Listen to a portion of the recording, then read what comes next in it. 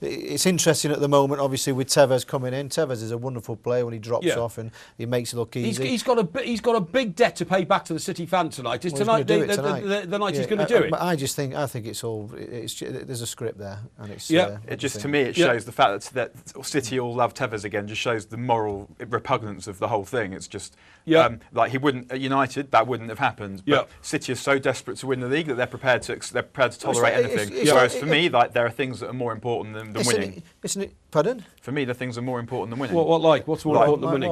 So Fergie dropped Rooney for the game against Blackburn because he went out boozing. Yeah. It's a game United probably. It's a game United. I don't think that's alleged even. I think that. The allegation is whether or not he was boozing or he was just late. And he was just having dinner. But I'm saying that's a game United probably would have won had Rooney played. That would be 3 more points. The league would be over. But Fergie's the boss, and what he says goes, and it's important that he keeps his discipline. Yeah. So I don't object to the fact that he did that, even though it cost us a game. Probably. I'm sorry, but if I was a United fan, I'd be furious that he dropped Rooney and he'd lost 3 points. So listen, let's look at it all now. So whatever went on throughout the season, which was crazy, what doesn't surprise you every day in football when you pick up the papers, but if he comes back, scores a goal tonight and wins a Premier League for Man City, is that not good enough?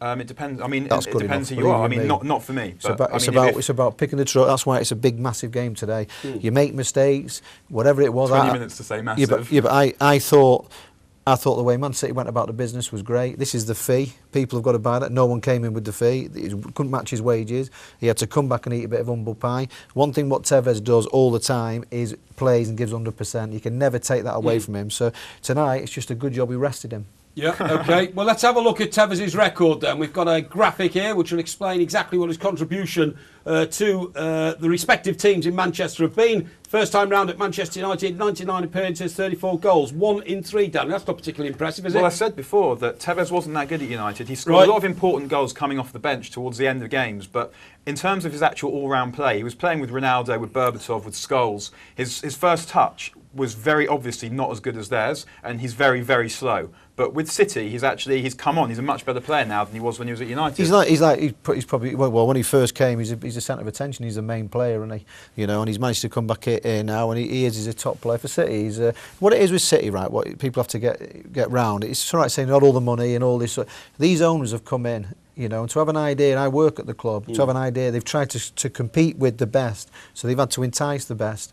Who would have gone to Manchester City? No one would. They had to give them big wages. So they've had to. This is what they had to do to compete with the best. Now they're competing. It's not a one-off thing. They've got this training facility, what's being done. This is what they're doing. It's not done, thrown away stupidly. That is how much you had to pay to entice these players. Yaya Toure from Barcelona, this is what they had to do. They had to pay that amount of money.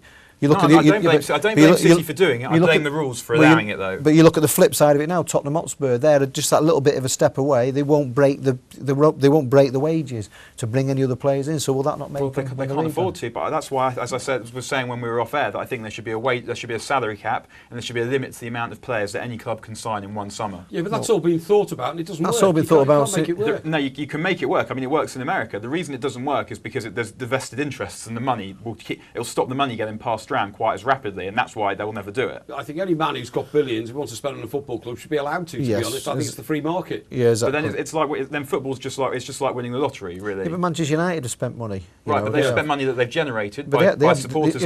It's not really like the lottery because nobody buys clubs that aren't fashionable. United and City and Chelsea are fashionable clubs.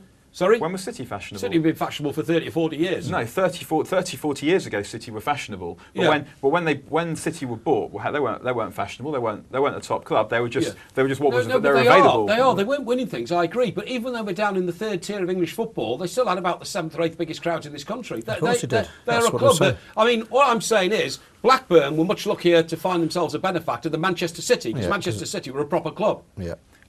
City have more of a recent history than Blackburn. Yeah. But Blackburn just happen to have a rich supporter, and that sits slightly better with me because at least Jack Walker supports Blackburn. Yeah, I understand what you're saying. But this is somebody what's come in now. Listen, there's word at the moment that someone might be buying Manchester United. Some big people. You won't be complaining. I will be complaining. I don't think that football should be about who's got the richest owner. It's too late. Listen, I agree. But it is. If you go out, I'm not saying it's not too late. I'm just saying that's what my opinion is. If you go out into London tonight and have a meal, it's expensive. expensive. Yeah. If you get yourself some new shoes and a decent jumper, What are you saying? it might just it costs money, doesn't You're it? not very smart though with your No, blazer I and think your you jeans. need trying to say, a I'm new not being- jumper. Right, I tell you what, I'm fellas. not being funny. I'm just saying everything costs money, doesn't it? No, of That's course the it does, but football should be about sport, not about who's the richest owner. No, I think that's naive. I'm sorry. I'm not saying I'm not saying it naive. is. It's not to do it. That's what I'd Don't like it to support be about. Torquay It then. isn't, but Yeah. that's how I'd like it to be. Yeah. You support the team that you're given. Yeah, but that's some kind of Nirvana land that doesn't exist anymore in football. Stay ahead of the game with Sports Tonight Live.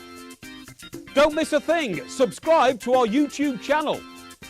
Search for Sports Tonight Live on Facebook and like our fan page. Follow Sports Tonight TV on Twitter and tweet us your thoughts and opinions.